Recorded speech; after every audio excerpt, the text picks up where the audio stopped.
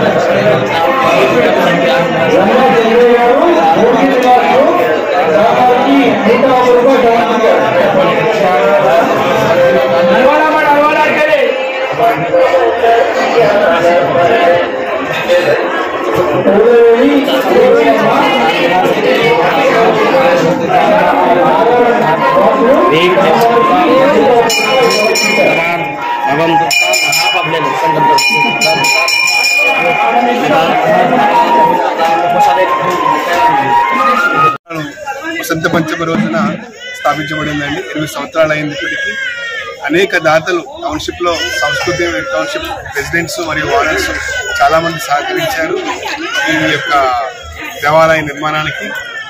అదేవిధంగా ఇక్కడ ఇవాళ వైకుంఠ ఏకాదశి ప్రాశస్యంగా జరుగుతుంది. దీనికి చుట్టుపక్కల ఉన్న గ్రామాల నుంచి చెంగిచెర్ల, అనుజ్గూడ, గట్కేసర్, అలాగే ఎదులాబాద్, పోచారం నుంచి కూడా గ్రామస్తులు ఇక్కడికి రావడం విశేషంగా జరగబడుతుంది. ఈరోజు ఈ కార్యక్రమానికి ముఖ్యంగా ప్రధాన దాత అయిన మెట్టు బాలరెడ్డి గారు కూడా వైకుంఠ ఏకాదశి రోజు కార్యక్రమానికి సహకరించారు. మా దేవాలయ సమితి తరఫున దాతలందరికీ కూడా మేము ధన్యవాదాలు చెప్పుకుంటున్నాం. ఈ కారణంగా అందరికీ కూడా స్వామివారి ఆశీస్సులు ఉండాలని, నిత్యము ఈ దేవాలయానికి వచ్చి స్వామివారి దగ్గర ఆశీస్సులు తీసుకుని వారి యొక్క కోరికలు నెరవేరుతాయని గట్టి నమ్మకం ఉన్నది ఈ చుట్టుపక్కల గ్రామాలన్నిటికీ. దానికి అందరూ కూడా ఎప్పటికీ కూడా ఈ దేవాలయ సమితి మీ సేవా కార్యక్రమం మీ అందరికీ సేవలు అందించడానికి ముందు ఉంటాం.